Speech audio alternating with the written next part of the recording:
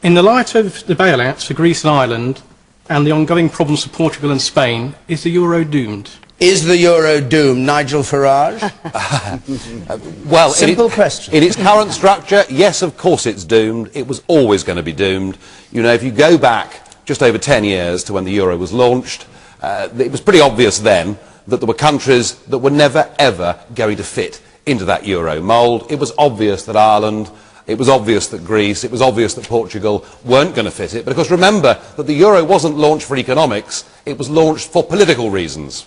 And the people that support the euro are the people that want to build a new United States of Europe. They want to do it whether the peoples want it or not. They intend to impose it upon them. And there are some on this panel who, despite the catastrophe of the exchange rate mechanism in the early 1990s, still thought 10 years ago that Britain should have joined the euro. Thank goodness we didn't join the euro. That was a very, very good thing. It was a great victory for common sense, a great victory for public opinion. But I'm afraid what has happened in Ireland this week is no more than a sticking plaster over the problem. I've no doubt that it'll be Portugal next. It may be Belgium thereafter, my favourite country.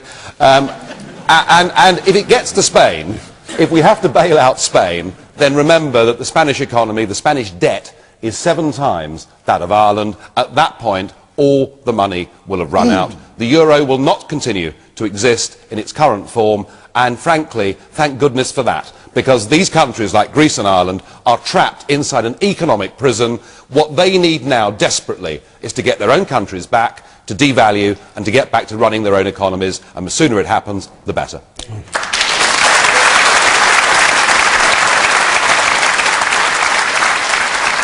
Well, there are so many quotations, Ken Clarke, of what you said about joining the euro, but perhaps the best one is when you said to Tony Blair, I believe if you miss the opportunity to stay out too long, it'll do great harm to this country. Were you wrong about the euro, and is it now doomed? I haven't changed my mind at all. Paddy and I seem to have had a lot of conversations with Tony Blair early still on. in favour? Well, we thought he should get the referendum in principle over, but that's all under the bit. Britain's not going to join the euro now, I quite accept that. But British commentators have been forecasting, it's a feature of the British debate, sort of hangover from all our war, that they forecast the death of the euro about once every 6 months. I happen to believe that one of the things that's unlikely to happen is the end of the euro. Indeed, it's quite obvious there's a great political commitment to it. And the British keep distorting it, saying, well, it must be something to do with that euro. So is the euro a good thing, in your view? Would you still like to see Britain join? It's very good for the eurozone. If the Greeks and the Irish had not been in the euro, I don't know where they'd be now, because they'd be both very, very belly up and the equivalent of defaulting Central American states in the past. So long term, being rescued. Would you still like to see Britain in the euro? In the I don't. But no, this government's not going to join the euro. I didn't ask you that. I said, would you still like to see Britain one day in the euro? I have no idea. It's not going to happen in my day. You have no idea whether you have an idea. Well, no. I know what's happened. The country's acquired a fixation about the euro, and the idea is you that had a fixation about it. Now, if at some point in the future we look, and if it does become in the interest of British workers, of course we should look at it again. And that, Nigel, even if it was in the interest of British workers, you would say Gloria, no. Gloria, giving away control over interest rates and your own economy is a stupid thing to do, and it's something that tens of millions of people are regretting over years. The man there, the grey tie. I'll come to you, Paddy. Yeah. Gloria, if Gordon Brown had taken a good look at the economic facts, we wouldn't be in this mess. Paddy Ashdown, since I quoted his remarks to Ken Clarke, I quote yours to you. I believe the result of entering the euro would be immediately beneficial to the Chancellor in his predicament and to the country. Lower pound, lower interest rates, more inward investment, real boost to the government standing in Europe. 1998. Do you withdraw all that now in the light of what's happened? Absolutely not. Germany and France did not go down as far as we did into this recession, and are coming out of it sooner and stronger. That's where we could have been if we'd have taken that decision in 1997. It's all very well to debate this, but surely this is a decision that Germany is going to make. 51% of their population want the Deutschmark back. This will be a decision that Germany will make. When you say they want the Deutschmark back, do you think that they'll get it back? I personally Nigel Farage, do you agree with that? I mean, it's very interesting, but of course the Germans were taken in. Only 2 countries in the whole of the European Union were given referendums on joining the euro. Sweden and Denmark, and they both said no. So this was imposed upon the peoples of Europe by this political class that have had this dream for 50 years of building a United States of Europe, but the peoples of Europe don't want it. I was in Berlin recently at a conference and I was amazed. There were hundreds of people turning up to say we want the Deutschmark back.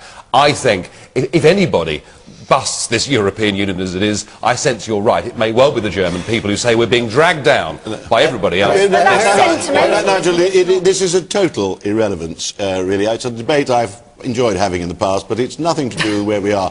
The gentleman quite rightly says we have to sort it out. He's already talked about we're in a mess, aren't we? The old argument about the euro, frankly, in my opinion, is a complete sideshow. So why, if that's true, wait, everyone, why, if that's true, did your Foreign Secretary William Hague ask, when asked if the euro could be destroyed, instead of saying, like you say, no, that was a ridiculous nonsense, he said, who knows? Was that helpful? I'm happy to debate it with William. I'm giving you my opinion. Who knows? As a former Chancellor, as I was modestly taking part in some of these discussions, I don't personally think the euro will go. Before I come to you, Nigel Farage, just remind people of the quote. We're going to have a system where the middle classes are discouraged from breeding because it's jolly expensive, but for those on benefits, there's every incentive. Well, that's not very sensible. What's your reaction? Well, I mean, Howard Flight has his own way of putting things, and his comments may have offended people. But just remember, Howard Flight has a record on this, because in 2005, he said, we are borrowing and spending too much money as a country, the next government needs to cut by at least 20 billion, and this was considered an outrage, a total heresy. Well, 5 years on, we can see that actually Howard Flight was spot on. We were borrowing too much, and we were spending too much.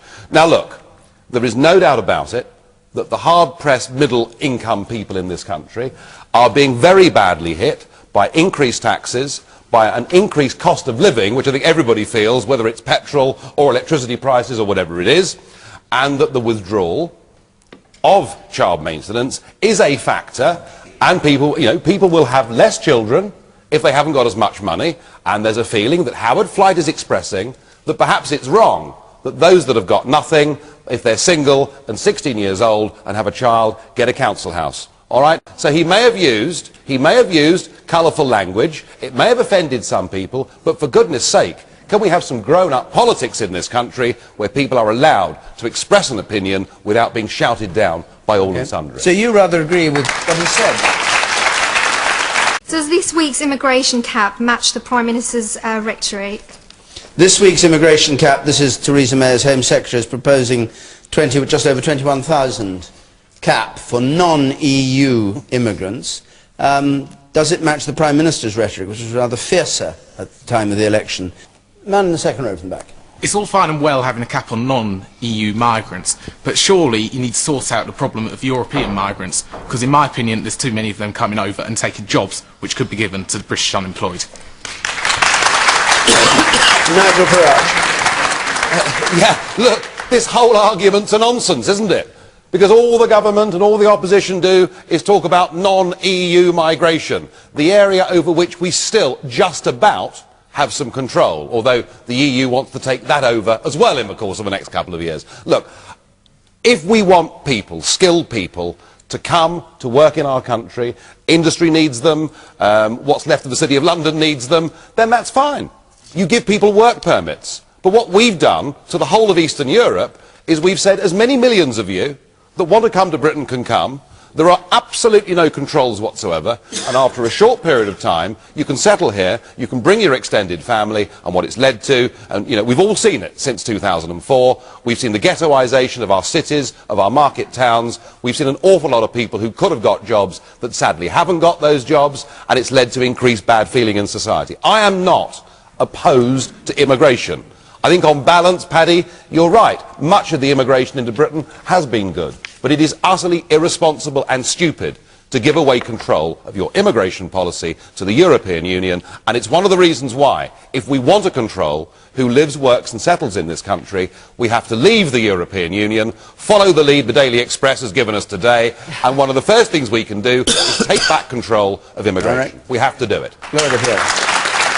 In view of the current austerity measures, is it a ludicrous waste of money to commission a £2 million survey to evaluate the happiness of the British public?